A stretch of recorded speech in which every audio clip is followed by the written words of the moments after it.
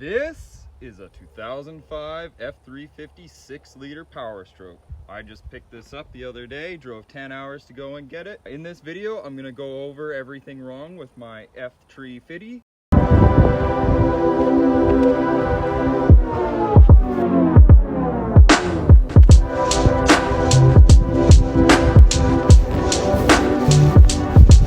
If you're new to the channel, please consider subscribing if you think that I've earned it. If not, leave me a detailed comment down below on why you think not, or what you liked about the video, whatever. I don't care, but I like it when you guys engage. It's fun for me. I read every single comment. So with that, let's get into the video. All right, so here she is. So one of the first things that I want to show you, right there, look at that. You know what that is? I think that's house ducting. I might actually keep that, or I might just install a new tip. I haven't quite decided. It's pretty funny. Some would say is definitely wrong with this truck. Our tires here are on, it's the last leg, so I'm gonna have to get some new tires for it. Just a better look at all those tires. Actually, I think, yeah, no, this is mismatched. So this has got a Cooper Discovery, and this is, I think this is a Duratrack Wrangler. Yeah, that's exactly right. I just noticed that. So we got another Wrangler Duratrack there. Oh, and we got another Cooper. All right, well, at least, you know, two different pairs. Okay, so we got some pretty good body damage on this guy. I mean, it's an old truck. It's from 2005. It's been around the block. The seller told me that the truck's got estimated more like around 300 some thousand kilometers on it, which is totally believable. And for that amount of kilometers, I think it's in actually fairly decent shape.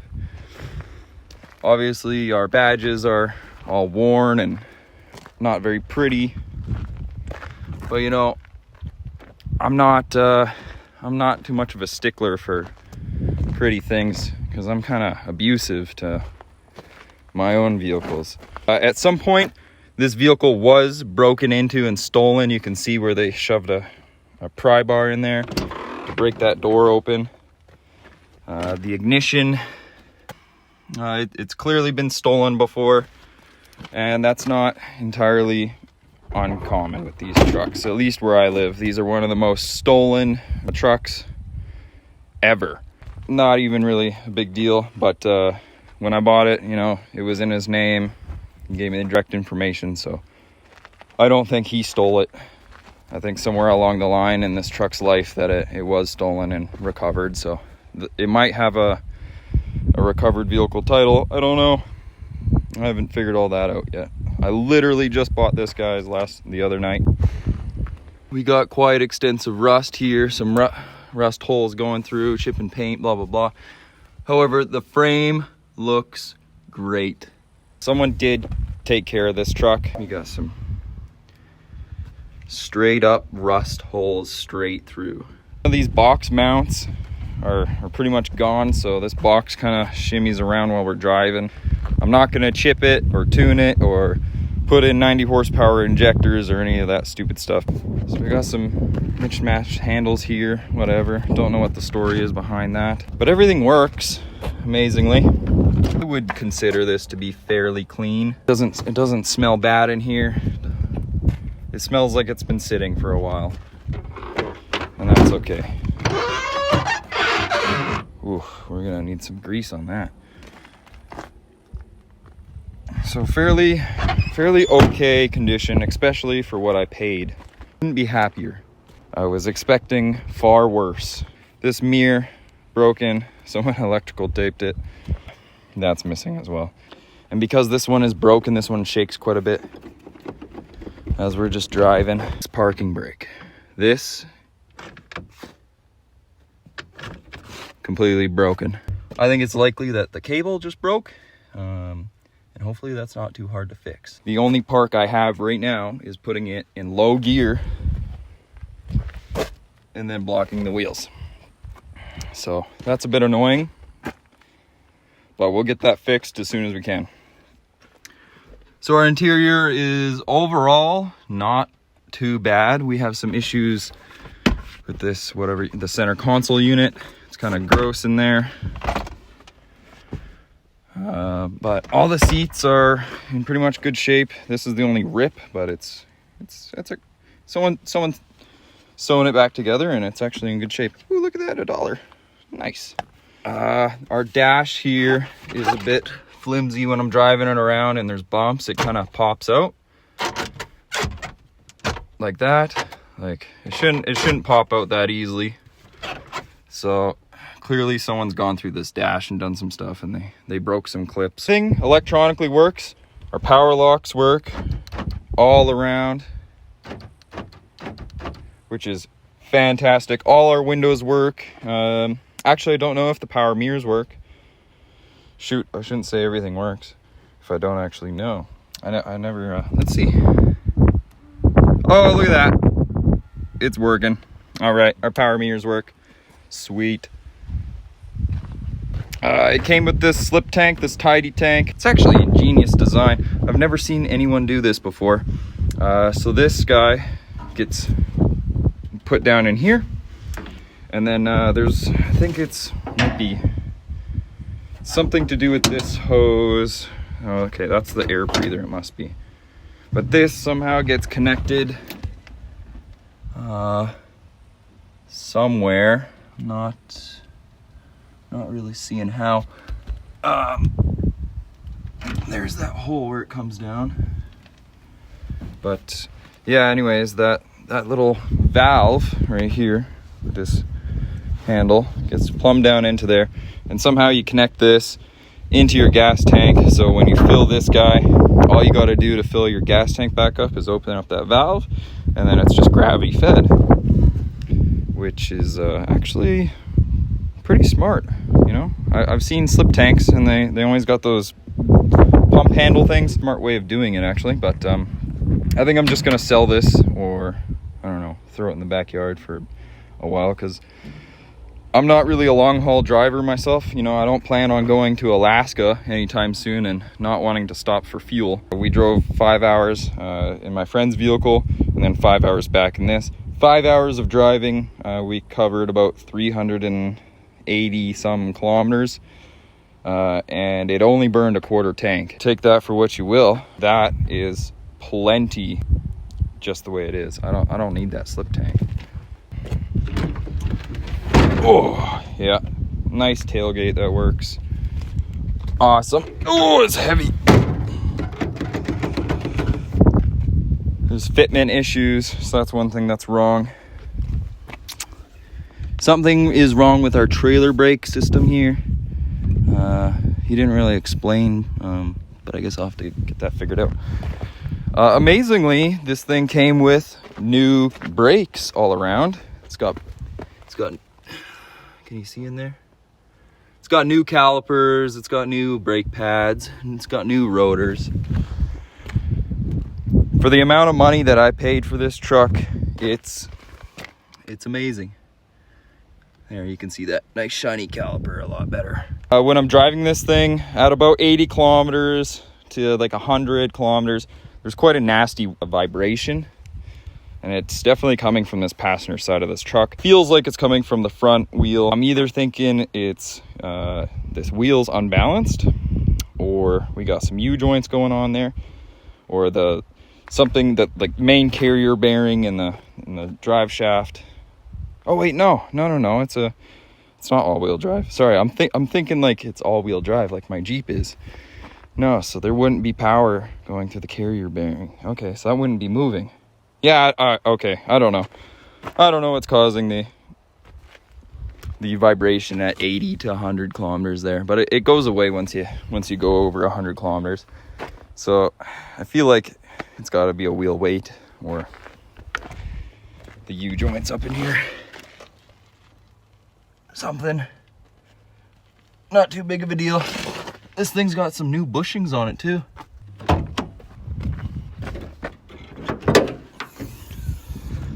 All right, so here is the V8 turbo diesel.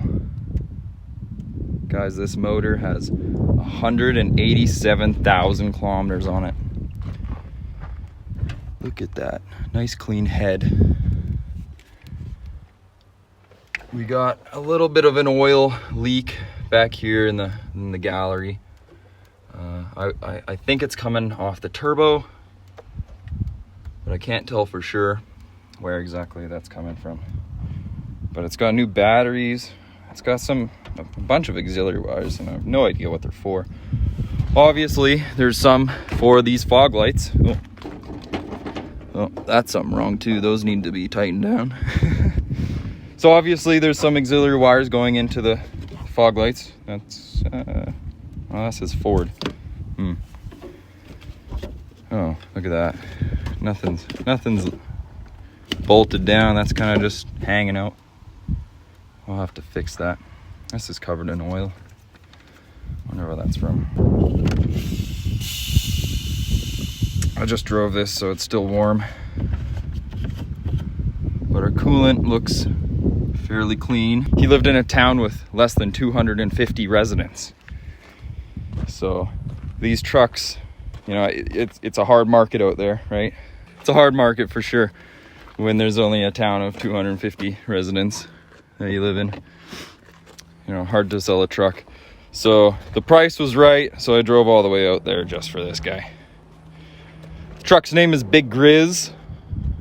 That's what he told me, and I love that.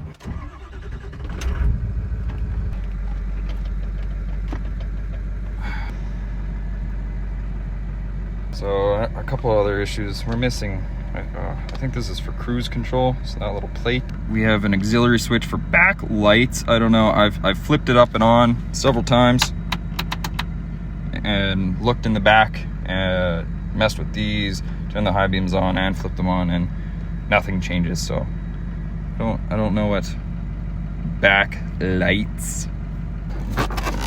This is my music for right now until I decide if I want to put a new deck in here. See, look at this. It's already pushed off. We haven't even drove. It just kind of pushes itself off. We got random holes. Ooh, a quarter. Ooh, a couple quarters. Nice. Yeah, that's about it.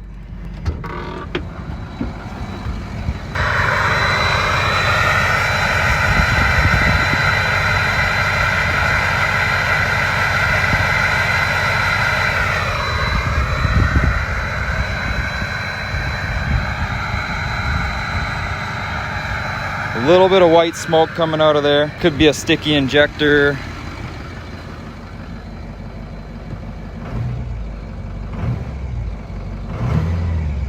Could just be oil that collected in the gallery while it was sitting.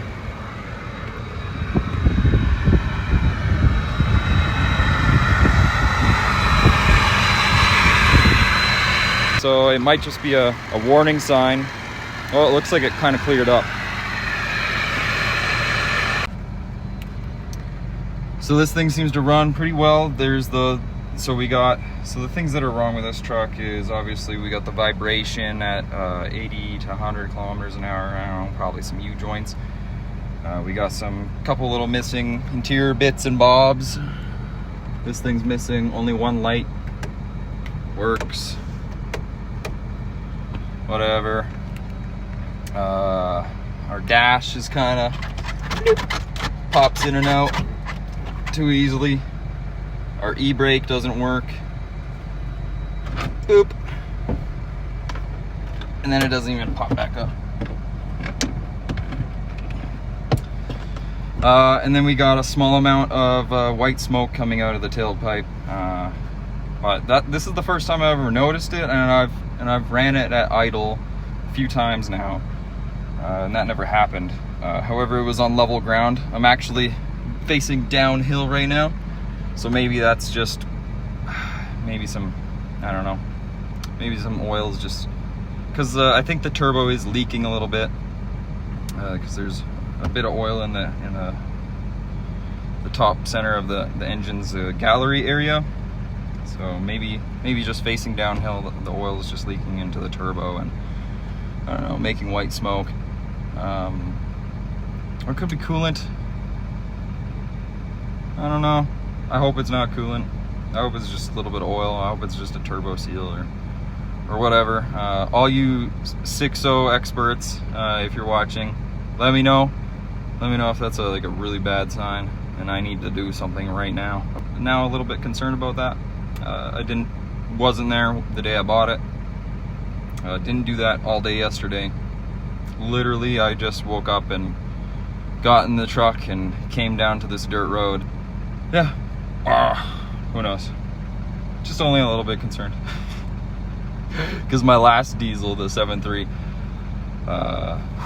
man, I don't even want to say publicly how much money I put into that truck, and I had to just scrap it basically at the end. I sold it, the whole thing, for parts for like $1,700. Man, it was bad. I'll never financially recover from diesel trucks.